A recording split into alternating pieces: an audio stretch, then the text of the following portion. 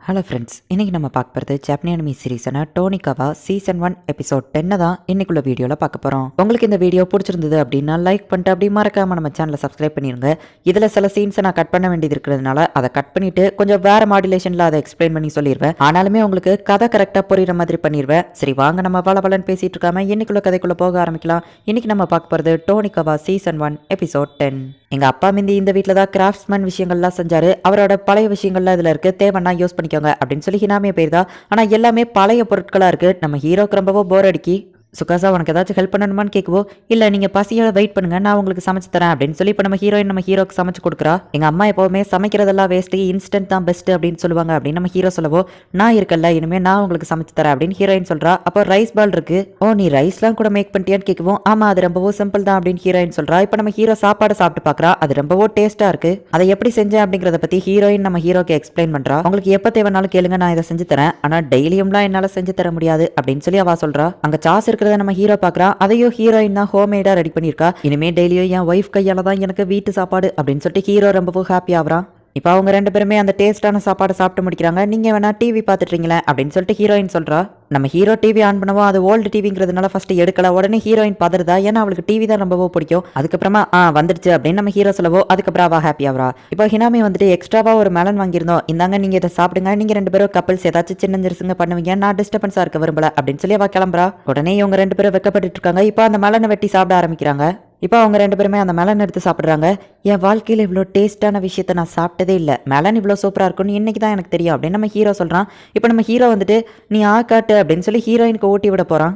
நம்ம ஹீரோயின் ரொம்பவோ வெக்கப்படுவோம். அன்றைக்கி நீ மட்டும் எனக்கு லைமோடான ஊட்டி விட்டல, இப்போ தான் இங்கே யாருமே இல்லையா, ஒழுங்கா காட்டு அப்படின்னு நம்ம ஹீரோ சொல்லவோ, சரி ஓகே அப்படின்னு சொல்லிட்டு நம்ம ஹீரோயினும் வெக்கப்பட்டுக்கிட்டே இப்போ அதை வாங்கி சாப்பிட்றா.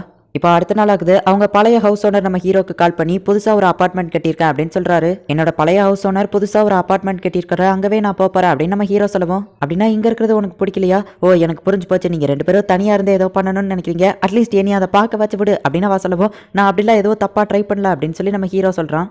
நம்ம பழைய ஹவுஸ் ஓனர் புது அப்பார்ட்மெண்ட் ஒன்று கட்டியிருக்காராம், நம்ம அட்வான்ஸ் எதுவும் கொடுக்க தேவையில்லை, பழைய அதே வாடகைக்கே நமக்கு ஒரு வீடு தாரேன்னு சொல்கிறாரு அப்படின்னு நம்ம ஹீரோ சொல்கிறான். சரி வாங்க நம்ம போய் பார்த்துட்டு வருவோம்னு சொல்லி அவங்க போகிறாங்க. இது ரொம்பவும் பெரிய இதுதானா அப்படின்னு ஹீரோயின் கேட்குவோம். இதில் இப்படி தான் போட்டிருக்கு அப்படின்னு நம்ம ஹீரோ சொல்கிறான். சரி இது இல்லைன்னா கூட நம்ம இதை சுற்றி பார்க்குறதுக்கு ஒரு நல்ல ஆப்பர்ச்சுனிட்டி வாங்க அப்படின்னு சொல்லிட்டு ஹீரோயின் அவனை கூட்டிகிட்டு போகிறா. அந்த பில்டிங் ஒரு ஃபர்ஸ்ட் கிளாஸ் பில்டிங்காக இருக்குது, பெரிய ரிச்சானவங்களுக்காகவே அதை கிரியேட் பண்ண மாதிரி இருக்குது, வாங்க நம்ம இதை சுற்றி பார்க்கலாம் அப்படின்னு சொல்லிட்டு அவங்க உள்ளே போய் பார்க்குறாங்க. பேத்டப்பில் குளிச்சுக்கிட்டே மொத்தமாக அந்த சிட்டியவே பார்க்குற மாதிரி ஒரு சீனரியை கிரியேட் பண்ணி வச்சிருக்காங்க.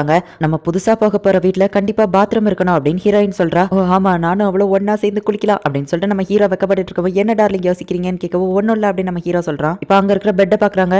சுகாசா நம்ம புது வீட்டுக்கு போனதுக்கப்புறமா நம்ம ஒரே பெட்டில் தானே தூங்கணும் அப்படின்னு கேட்கவும் ஹீரோயினை வெக்கப்பட்டுக்கிட்டே ஆமாம் அப்படின்னு சொல்கிறா. நம்ம நினச்ச மாதிரியே இது நம்ம பார்க்க வந்த பில்டிங் இல்லை அப்படின்னு நம்ம ஹீரோ சொல்லவோ, ஆனாலுமே இன்னைக்கு நல்லா என்ஜாய் பண்ண அப்படின்னு ஹீரோயின் சொல்கிறா. நானும் தான் அப்படின்னு ஹீரோ சொல்கிறான். அந்த அப்பார்ட்மெண்ட் எனக்கு ரொம்பவுமே பிடிச்சிருந்தது, ஆனால் நம்ம குட்டியாக இருக்கிற அப்பார்ட்மெண்ட்டில் இருந்தால் உங்களுக்கு ரொம்பவும் நான் பக்கத்துலேயே எப்போவோ இருப்பேன், எந்த வீட்டில் நான் வாழ்ந்தாலும் சரி உங்க கூட இருந்தால் தான் நான் ரொம்பவும் ஹாப்பியாக இருப்பேன் அப்படின்னு ஹீரோயின் சொல்லவும், நானும் தான் சுகாசா ஒரு நாள் கண்டிப்பாக நான் ஹார்ட் ஒர்க் பண்ணி உனக்கு பிடிச்ச அந்த அப்பார்ட்மெண்ட்டை வாங்கி காட்டுறேன் அப்படின்னு நம்ம ஹீரோ சொல்கிறா. இப்போ அடுத்த நாள் ஆகுது. என்னோட பேர் ஹினாமி, எனக்கு 15 வயசு ஆகுது. என்னோட ஃபேமிலி ரன் பண்ணுற அந்த பேத்திங் ஹவுஸை நான் தான் அதிகாலையில் எழுந்திரிச்சு எப்போவோ க்ளீன் பண்ணுறேன் அப்படின்னு கெத்தா வந்து நிற்கிறா. ஆனால் அவளுக்கு தூக்கமாக தான் வருது. இப்போ நம்ம ஹீரோயின் அந்த இடத்துக்கு வந்து நீ பார்க்க ரொம்ப டயர்டாக இருக்க, நான் வேணா உனக்கு ஏதாச்சும் ஹெல்ப் பண்ணுவான்னு கேட்குவோ, இல்லை பரவாயில்ல இருக்கட்டும் அப்படின்னு சொல்லிட்டு ஹினாமி சொல்கிறா. நாசாக்காச்சும் உங்கள் ஃபேமிலியை நல்லாவே தெரியும், அவன் உங்களுக்கு நிறைய ஹெல்ப் பண்ணியிருக்கான், என்னையோ சேர்த்து நீங்கள் தங்க விட்டுருக்கீங்க, நானும் உங்களை பற்றி தெரிஞ்சுக்கணும்னு நினைக்கிறேன், உங்களுக்கு நான் இந்த ஒரு சின்ன ஹெல்ப்பையாச்சும் பண்ண விடுங்க அப்படின்னு சொல்லிட்டு ஹீரோயின் சொல்கிறா. சரி ரொம்பவோ ஹெல்ப் பண்ணணும்னு ஆசைப்படுறாள்னு சொல்லி ஹினாமிவோ ஒத்துக்கிட்டா. ஹே சுகாசா, நான் உனக்கு ஒரு செல்ல பேரா, இனிமே உன்னை சோகான்னு கூப்பிடுவா அப்படின்னு கேட்குவோம். அப்படின்னா நான் உன்னை ஹீனான்னு கூப்பிடுவேன் அப்படின்னு ஹீரோயின் சொல்றா. எனது ஹீனாவா? சரி ஓகே, இந்த ரோபோட் கிளீன் பண்ண முடியாத இடத்த மட்டும் நீ போய் கிளீன் பண்ணு அப்படின்னு சொல்லிட்டு ஹினாமி சொல்றா. இந்த மாதிரி கிளீனிங் ரோபோட்லாம் விற்கிறாங்களா என்ன அப்படின்னு சொல்லி சுகாசா கேட்குவோம். இல்ல நாசா தான் மெனக்கிட்டு இதை ஸ்பெஷலா உருவாக்குனா, இந்த ஆட்டோமேட்டிக் பக்கெட் கிளீனிங் மிஷினையும் இவன் தான் உருவாக்குனா, அவன் நிறைய புது புது விஷயங்களை இன்வென்ஷன் பண்றான், இந்த பேத்திங் ஹவுஸ்க்குன்னே நிறைய விஷயங்களை உருவாக்கி கொடுத்துருக்கான், இப்படியே விட்டா அயன்மணியே வெஞ்சிருவான் போல அப்படின்னு ஹினாமி சொல்லிட்டு இப்போ அவங்க கிளீனிங் ஆரம்பிக்கிறாங்க.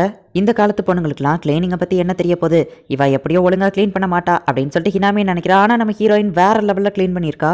இதுக்கு முன்னாடியே நீ இப்படிலாம் க்ளீனிங் பண்ணியிருக்கியா அப்படின்னு சொல்லி ஹினாமி கேட்குவோ, இல்லை இதுதான் என்னோட ஃபர்ஸ்ட் டைம், ஆனால் இந்த கிளீனிங் வேலை பண்ணுறது ரொம்பவும் கஷ்டமானதுங்கிறத நான் இன்றைக்கி தான் புரிஞ்சுக்கிட்டேன், உண்மையிலேயே ஒன்று பாராட்டி ஆகணும் ஹினாமே அப்படின்னு ஹீரோயின் சொல்கிறா. நம்ம ஹீரோயின் அவளுக்கு ரொம்பவோ பிடிச்சி போயிடுது. நான் ரொம்ப நாளாகவே இதை உங்ககிட்ட சொல்லணும்னு ஆசைப்பட்டேன், நாசா எங்களுக்காக நிறைய விஷயங்கள் பண்ணியிருக்கான், அவன் இல்லாத ஒரு லைஃபை என்னால் யோசிச்சே பார்க்க முடியல, அவன் உயிரோடு இருக்கிறதுக்கு காரணமே நீ தான், உன்னோட உயிரை பணைய வச்சு நாசாவை நீ காப்பாற்றினதுக்கு ரொம்பவோ தேங்க்ஸ் அப்படின்னு சொல்லி ஹினாமே சொல்கிறா.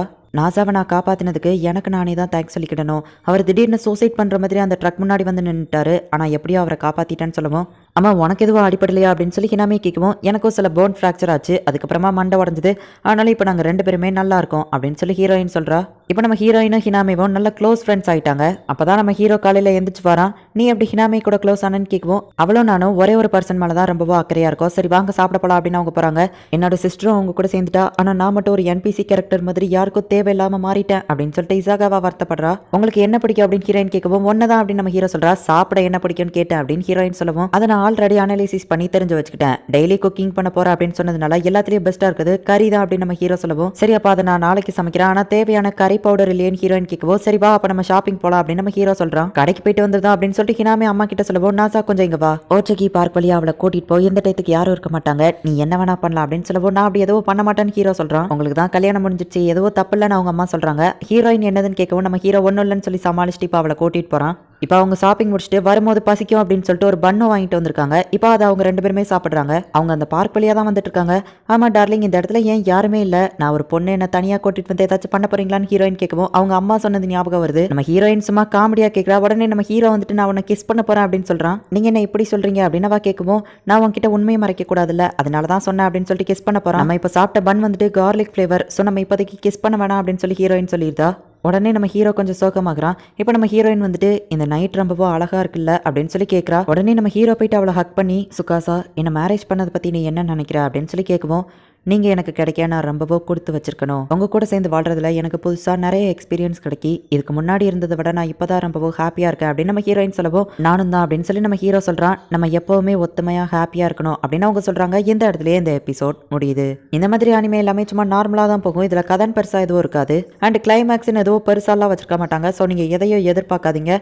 உங்களுக்கு இந்த வீடியோ பிடிச்சிருந்தது அப்படின்னா லைக் பண்ணிட்டு அப்படி மறக்காமல் நம்ம சேனலை சப்ஸ்கிரைப் பண்ணிருங்க. தேங்க்யூ ஃபார் வாட்சிங். Bye guys. நெக்ஸ்ட் எபிசோடில் மீட் பண்ணலாம்.